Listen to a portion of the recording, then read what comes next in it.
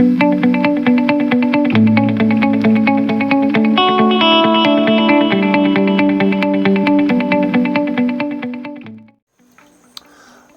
quel est le business de pisciculture? Quels en sont les avantages? Quelles en sont les maladies? Quelle est la technique réelle de production en hors-sol?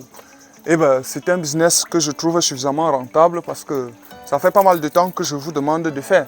Même si c'est devant votre cour, derrière votre maison, tel que vous êtes en train de voir.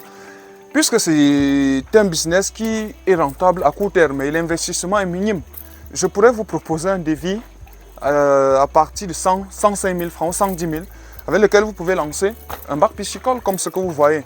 Donc restez scotché à cette vidéo pour pouvoir découvrir quelques perles, quelques petits secrets sur la pisciculture.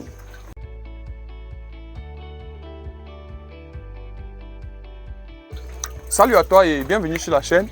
Ici, on parle d'entrepreneuriat agricole, on parle de business agricole, agriculture, élevage et toutes les business afférentes à l'agriculture. Donc si tu es partant pour des projets agricoles, tu es au bon endroit. Tu t'abonnes, tu actives la cloche de notification et chaque semaine, tu reçois 2 à 3 vidéos de conseils agricoles pour pouvoir lancer ton business et l'agrandir avec le temps. Donc aujourd'hui, plus concrètement, on va échanger sur la thématique de la pisciculture. Et déjà, ce que je souhaite que tu comprennes, c'est que les poissons d'eau douce, tels que ce que tu vois, ont la capacité de résister à presque toutes les températures déjà au niveau du Cameroun. Et cela veut dire, telle que soit la région où tu te trouves, si tu es un fournisseur d'alevin ou bien si tu es un fournisseur d'aliments, tu vas forcément te lancer dans un business pareil. Et ça ne nécessite pas assez d'espace. Ici, c'est pratiquement 2 mètres cubes. Donc, tel que tu vois, ce dernier, c'est le tuyau d'amener. Donc, c'est ça qui conduit l'eau jusqu'ici. Et puis, finalement, de l'autre côté, on a les vannes de sortie. Donc, c'est organisé tel qu'on ouvre juste la vanne et l'eau sort. Donc, ici, c'est déjà à l'échelle expérimentale pour pouvoir avoir beaucoup de données, pour pouvoir détecter les différentes maladies qui sont afférentes au quotidien, question de voir le traitement, la prophylaxie et autres.